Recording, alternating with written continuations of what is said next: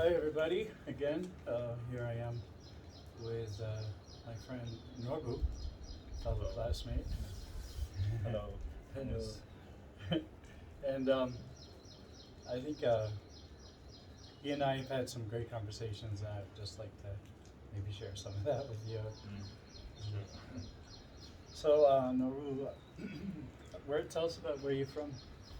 I'm from Ladakh, and I've been I have done my schooling from Ladakh, and I did my high school from Delhi, and then I went to Dehradun for my higher studies for 11th and 12th, Mm. and then I completed my graduation from Delhi Oh, University. you have a lot of Yeah. education there, mister. Yeah. That's great. But- So then, how did you come here? So I always like to draw, and I was always into art since I was little because I've been fascinated with the animations Mm. and Like cartoons, cartoons or and adult cartoons? no, like normal Yeah. cartoons Okay. and comics, right? Those are huge inspiration. And my brother actually was really good at making those comic art. Really? Like, yeah, Wow. he used to be good at copying those Mm. action figures and stuff. So I basically learned like to draw from copying my brother actually. Yeah. So, but then he was good at it, but like he didn't pursue it as in a career. But like he took architecture Mm. still because good, like imagination and artsy kind of Okay. background to be in that field. So I think Mm. yeah. Mhm. And then my friends, I made a good friend from school. Mm. His name is Jingwa Dongchuk. So he was really good at art, and he basically inspired me to discover many types of art form. Right, like Did you have art classes at school, or any classes in art? Or not really? yeah, like there was an art period, but then Okay. we just used to do like basic stuff, Yeah, right? arts and crafts. Arts and Maybe. crafts. So Uh-huh. it was not an in-depth study, but Sure. like just it was just like a free time for the students to like self-discovery Okay. or Yeah. but yeah, no special teacher for art, but Okay. just free time. So your friend was really talented. Yeah, he's still he's me. He is still like he does now the computer art, right? Like the digital art. So Wow. he's really doing well in that. So and he not only discovered art per se in sketching, but we used to discover movies, music, and all those art forms, right? So it really helped me to broaden my uh, skill and thought regarding art, right? Not just to be confined in a place, but then rather explore all the fields. Yeah, multimedia, Yeah. film and comics. And Mm. It accumulates and like it makes you mm, a better person, I guess. Like uh, being bombarded with all those ideas and discovering new people and their thought and their art, what they believe.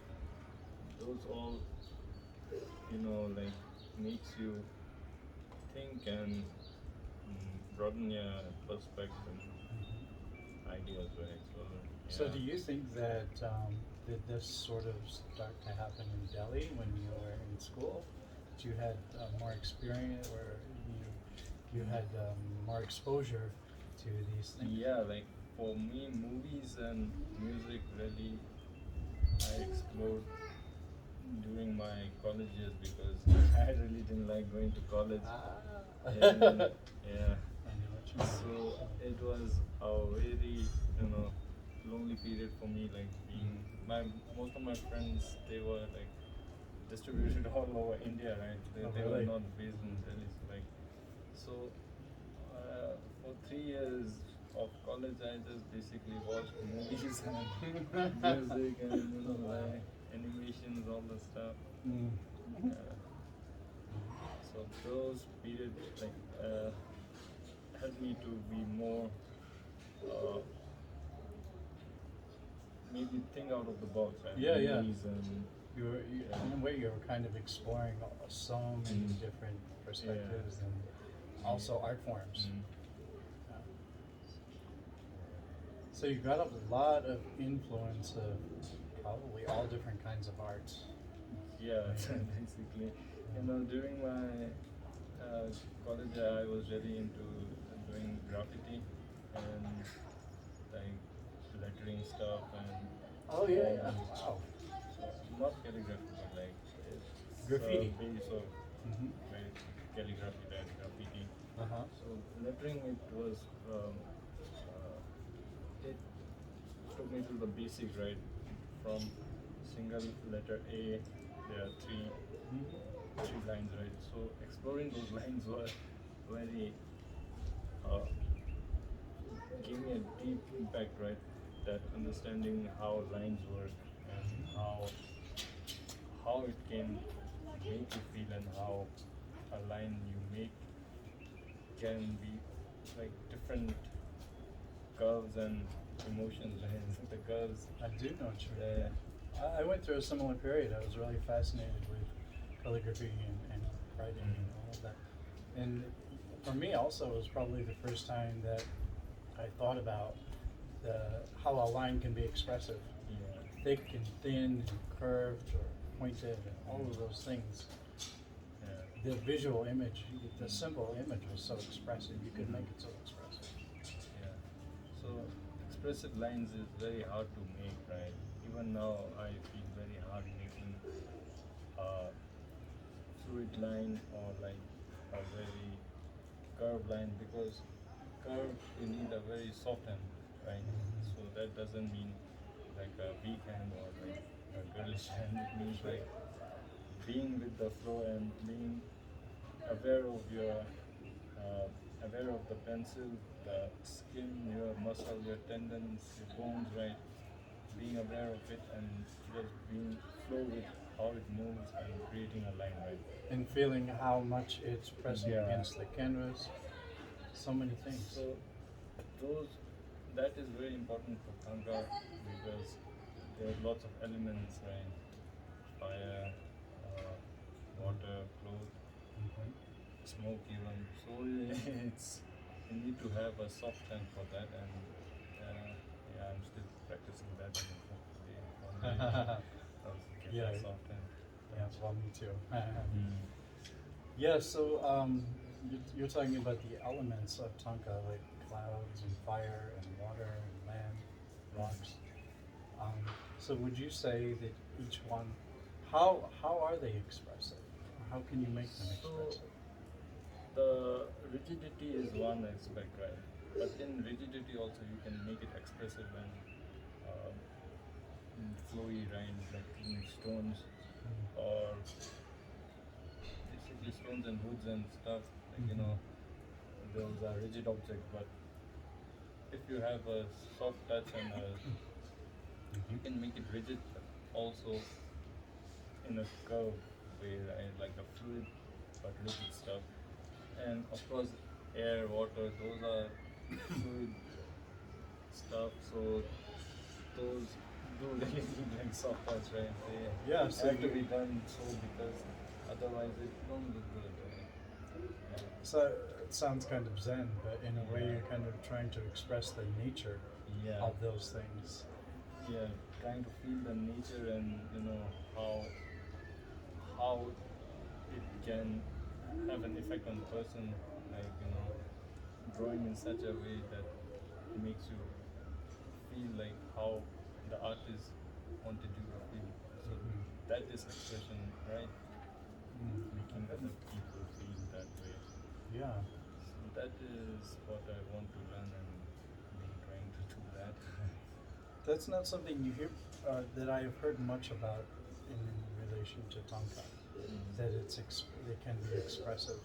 or that you can express a mood or a feeling. So if you like my teacher again Igma, if you see his flowers, you feel very peaceful because the softness of it visually strikes you and makes you feel at ease. So that's expression, right? Absolutely. By visual art. I guess that is what I want to achieve with the softness of color. Mm. Yeah. Mm. Yeah, I've heard that a little bit about that. Well, you and I were talking about like not only expressing a mood or the nature or something, but hopefully trying to help another person feel that from it, right? You Yeah. try to bring that out in the person. Yeah. So that can be done by several ways by Thangka, right? One is by the lines, and other is the color, and other is the whole composition of it, right? Mm. So those three elements can have an impact on a person because what we see is what we feel, right? And we can change a person feeling and mood by showing them what we can like if we do really well in Thangka, we can make them we can manipulate their feelings. So I think Mm-hmm. if you can achieve that, then you are a good Thangka artist, right? Haha. Really. Absolutely, yeah. Mm. I have heard a lot that well, a lot of people are surprised when they first see or view a good Tonka that it makes them feel a certain way, makes Yeah. them feel relaxed or peaceful or just like as James said, relieved, Mm. just relieved. And if you can make a person, stop thinking about the surroundings and pursue like his own views and thoughts, then it's an achievement, right? That's a huge achievement. I Yeah. never heard it put that way.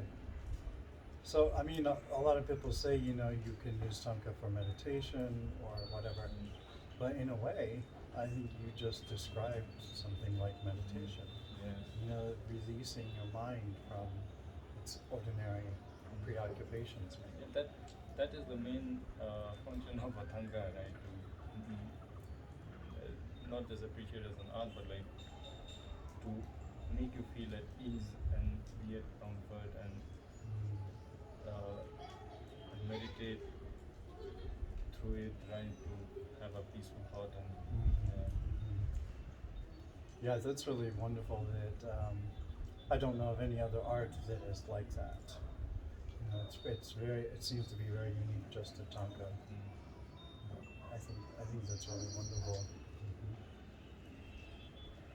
So, what about well, what's your experience been like here? You've been here a while, right? Yeah, so it's been 2.5 years almost. So then, like, it has taken years. It's a long journey, right? How long, like for example, how long is the course? The course to study? is actually for 6 years, but it's not necessary you complete that. The main purpose of the school is to make a student educate enough so that he can start his own. Oh, really? And not rely on any person, right? Uh-huh. So that is the main purpose of the school. But if I can get, like there's so much things to learn and you can't do it in such a small period. So you have to complete 6 years, I guess. I hear you saying such a small period, but for someone who hasn't started it, 6 years, but Yeah. maybe even an American perspective, 6 years seems like. Yeah, when I wanted to join a Thangka school, right, I also thought like it would be for like a year, maximum Really? 3 years, something like that course. And when I had like 6 years, and I was thinking, wow, damn, I will be 30 something till then. Yeah, you can imagine all the other things you could be doing, right? Yeah, I mean, I But was not so important things. thinking I'll get old or something. till I complete Get old. that. Yeah. But then now You'll I get gray hair. Right? But now if I think like 6 years is also a small period. Wow, and wow, I get that's to great. learn to be, like fully confident in making an art because there's so much things like Yeah, yeah. so many elements, there's so Uh-huh. many gods, Uh-huh. so And also, I'm guessing like once you learn like I don't even know if you could call them basics, but the elements of Thangka painting, like we were talking about, then there's even you have to learn, beautiful ways of combining them, and then also you and I were talking about this. What would you like to express in Yeah. that Thangka? So Thangka as an expression. yeah. So I mean, we learn certain flowers, right, which were common in those areas where it has come from. Uh-huh. So leaves, trees, and most of the stuff, elements, they are from other regions, right?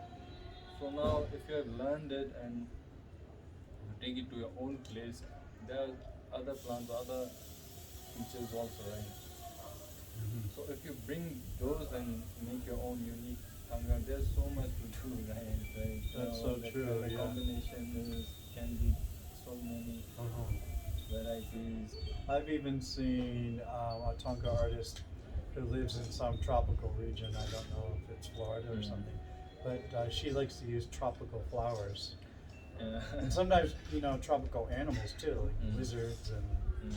tropical birds and stuff. like the one you did, like put a watermelon there, and it seems like It just looks so strange. What is that? It's almost like you couldn't understand what it was because you'd never Yeah. seen it before in a Tonka. Yeah. I mean, same goes for the crocodiles which we draw here, right? It has an elephant trunk. Oh, that's right, So, that's right, yeah. I mean, those are not natural, but at that time there were no crocodiles in Tibet, so they imagined it and they made it so, right? So I think the background you can make changes and you can have many different varieties, right? So there's lots to explore. I know. I mean, how that relates to me is, for example, one thing I like to do when I make a painting for someone is, well, no, number one, I've noticed that everyone loves to see beautiful flowers in the painting. Yeah. So I try to ask them, what is your favorite flower? And also, since we put offerings in every painting, I always put fruit as an offering usually. So I ask them, what's their favorite fruit? Yeah. So in a way, for me, that's just like, well, that's what I would like. Why wouldn't they like it? It's just, Yeah. But it's a way of making a little unique touch. I think people love that. When they can put something that's special to them. Yeah, I mean, like every Thangka is in a way unique, right? So why don't you make it personal for the customer if he's commissioning you, right? Because then that way he can relate more and he can be more at Yeah. ease and Yeah. be more peaceful, right? Right. And that's what we are trying to give them, right? As opposed to like just repeating a very stylized, simplified Thangka. Where the background looks the same in almost every painting you do, right? Yeah.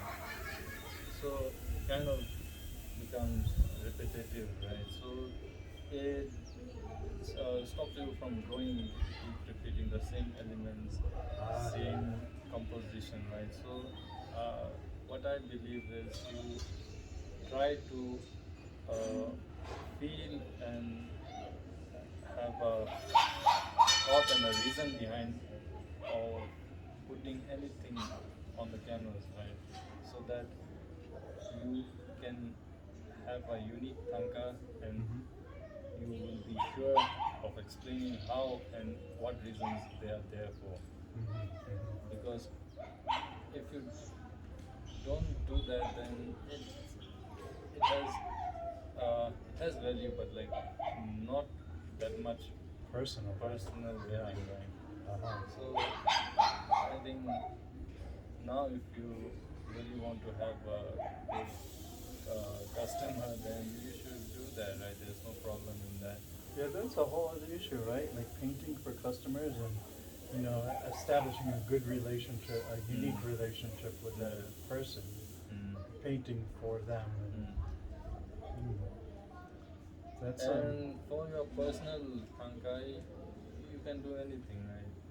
Reach your own freedom. You can make as big as you want. The size also like it's specific, but then if you make your own composition and if you think of something you want to do very different, then you can change the size also. Otherwise, it's a Thangka has a certain size. That's right. Conformity. yeah, width to length ratio. So yeah, Yeah. I mean, if you're doing it for person, then you can do anything. Right? There's no boundaries for such. Mm. And I want to really explore that. Right? I want to create my own. Yeah. What are collection. your some of your ideas for what you would like to create or directions you'd like to go in? I think like there are now. If I put them in, I want to like in certain Thangkas I want to explore the elements, right? The water, the air, the fire. So in my previous Thangka I did green Tara, which was almost half full of water, Uh-huh. and the medicine Buddha, which was filled with flowers. Ah. So learning those makes you feel attached to the elements, right? You know why they are there. There's a idea and emotion there, right? Energy. maybe. Energy, yeah. Uh-huh. So those energy I want to put in those elements, and I just want to be like train them in Thangkas. And the others is flowers and vegetation. They supposed to be like a productive or what do you call it, birth natural. Right, So, right, yeah. right. I haven't heard that before. That's a very interesting idea. I think people could really latch onto that. I think they really would like that idea. Yeah. And for clouds, like being free, being fluid, and not being too strict, because I think cloud is the most expressive element in the Thangka because it goes everywhere and There's like no, Yeah. it doesn't abide by any rules, right? so yeah, if you the softer the hand, Mm. the more expressive the cloud is, right? So Yeah. being free is what I believe the cloud represents, and it's hard to draw. That would be, so. that's really, it's fascinating to me. As an artist, I'm developing the same thing. It's almost like a personal symbolism. Maybe, a very unique interpretation or symbolism that you are developing and expressing in your Thangkas. Yes. And I think people would really love to hear more about that. Like what do the elements mean to you, and how, like, who do you combine them with, and why do you make those associations Yeah. and things like that? That would be something really fascinating, I think. Yeah, and the color you use for them Ah, also. yeah. Green, Yeah. blues, the orange also now. People using orange, pink, really colorful clouds. Just don't use orange with the sky. Yeah. I like those Nepalis. Yeah, you should give it to the Nepalis for exploring colors and Yeah. Oh wow. A pet peeve of mine. So many Thangkas from Nepal have like brown skies and orange skies. yeah. It's just kind of strange, but maybe they're exploring. Yeah. Some of them don't even have gradation, right? That's right. Simple sweet color and But we're talking about real Yeah. Thangkas, though. I mean those are Thangka art. those are real Thangkas too. Yeah. So, what about how long do you think you'll stay here, and what does your future? What do you imagine your future like? for now I'll just I'll complete my 6 year here, and then uh, I'll try to sell some and make a collection also, and then maybe I'll think of going to Mongolia. I guess that's Yeah. I've not been certain, but I'm planning to, I think you should. because there's those are also, I think, are same style, but like they have different,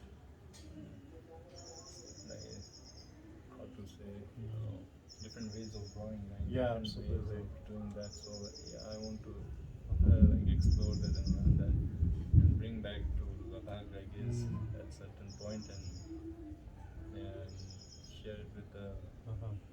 Himalayan region, right? Bring back the Yeah, you were saying earlier that in Ladakh it seems like Thangka painting, the art of Thangka painting has kind of become fallen out of popularity. Like people don't really value it or do it anymore, but yeah. they still sort of do wall painting, mural painting in temples. Yeah, mural painting, wall paintings are very popular in Ladakh because there are many stupas, there are many prayer wheels, Mm-hmm. walls, Mhm. right? So they are good with the acrylic colors, and what I mm, what I've come to know is that the traditional way of drawing Thangka, right, with mineral pigments and natural, like the canvas making process. So those color making takes some time, and it's little expensive also. So I saw some like schools in Ladakh, so they were particularly using acrylic on their canvas, right? So those are easier mediums, right? The colors. So I want to bring back the traditional way of using the colors, and the sketching also lacks the, how do you call it, the beauty. Are they using like the graphs? Are they No, no, teaching the they- traditional Yeah, method? the proportions are the same everywhere, right? Okay. But the skills is what they like. The Ah, yeah. Oh, you know, yeah. Like a finesse, as the- we say. yeah, the finesse. How to draw a beautiful Yeah. line. How to draw clothes, how to draw fingers, how to draw hands, right? So it's what they like, and maybe if I'm wrong to say that, I don't know. No, But, you- it's my personal feeling, right? So, Uh-huh, yeah, yeah. so yeah, I want to bring back what I've learned here to them, and hopefully they'll accept it. If not, you could If do your not, own little yeah. projects and. Yeah, if not, then my skill is not going anywhere. So I might as well just keep doing what I've learned. No, I think we've had many conversations, and I think you have a very broad and open mind, and you know I think you are brilliant enough to imagine all types of futures. You know, you're young. There's so many things you could do. You know, if it doesn't work out there, you know, maybe New York or something. Who knows what? Yeah, You know. you should always have a plan and a goal, right? Because if you're not with a goal, then you just roam. Yeah, absolutely. You know, It's a waste of time. it's a waste of When you time, have yeah. so much talent and education, and you know your passion for the art, you really should be making the best of it. Yeah. And I have so many Thangkas that I want to paint, right? So I'm also not sure like if I would be able to teach or not, right? Because I have a Yeah. huge number of projects I have Yeah, invested. yeah. So yeah. So that's interesting. You actually think about Thangkas. You're like almost planning ahead about Thangkas that you would like to paint. What are some of them? So there are 16 Arahat paintings, Oh, right? yeah. And I want to make the egg manifestation of Buddha image Oh, yeah. in a single painting also, and like different for each one, different Thangkas. Oh, And wow. there's the life story of Buddha. So Oh, that yeah. For example, the life story of Buddha, like one Thangka could have like, I can't even count how many figures, right? And then, More than 40, yeah. maybe 50, 60? And then It's there's a incredible. collection also, right? Like I don't know how many are there, but then like 26 or something. I don't know. Like, so it comes in a set, right? So yeah. It sounds like a lifetime project. Yeah. So I have planned everything, right? Like, I'll be busy. Well, get out your planner and you Yeah. can check them out. You know? And also, I showed you those masterpieces of the pure land. That's right. Oh, Yeah, those would take I don't know how many years. To yeah. I think I have similar dreams too. Who knows? Yeah, that would be amazing. And the pure land Thangka really blew my mind, right? So What is that? the trees with the many offerings and some are flying on the sky. Yeah. It's, Boats are there. And It's some- really like fantastical. It's Yeah. kind of like a vision of heaven or a heavenly vision, you know, like a perfect land. Yeah. Yeah, I love how I love the architecture, the buildings or the temple or the palace or whatever it is in there. And I love how they combine. I want to learn more about how to combine architecture with landscape. Yeah. And so maybe that's something they'll teach Yeah. a few years from now. One thing that lacks in Thangka is the proportions of buildings, I guess. Because the perspective is, and sometimes you never have studied the perspective, so So what's your take on that? I mean, there's kind of like at least two perspectives, ideas. One is maybe it's intentional, or maybe it's just they don't have the knowledge, or Yeah, maybe of it's course, stylistic. it's the letter, right? They lack the knowledge because That's they right. don't Yeah. study architecture Uh-huh. or engineering. Yeah, I right? think I learned that perspective in art was invented, I don't know, a couple hundred years Yeah. ago, Yeah. something like that. Oh, the Renaissance, maybe. Renaissance, Yeah. But it didn't make its way to Tibet. Yeah. But on the other hand, so what's your perspective on that? You want to use like correct perspective when it comes to architecture, or what? Yeah, I mean, like correct enough to be visually Not like pleasing. yeah, not strange, like not strange, visually yeah. odd. Yeah. I noticed that I do that myself. Like when there's offerings on a table, I draw the table, visually correct. Yeah. Not, because quite often that's Yeah, almost sometimes always not correct. The table and the throne. Yeah. They had different angles, yeah. It looks really weird. And then also like the table But then legs. it matters to person also, right? Because some person they are not inclined to such geometric shapes. So for them it doesn't matter. But then who studies geometry and who have visual sense, so he just grabs it right like that's very. It seems to me, I could be wrong, but a lot of the Karmagadri Thangkas I've seen seem to have pretty good perspective on architecture or like physical elements, like tables. There's not too much architecture, but tables and thrones. Yeah, some of them really do. Not all, but some. They're Yeah.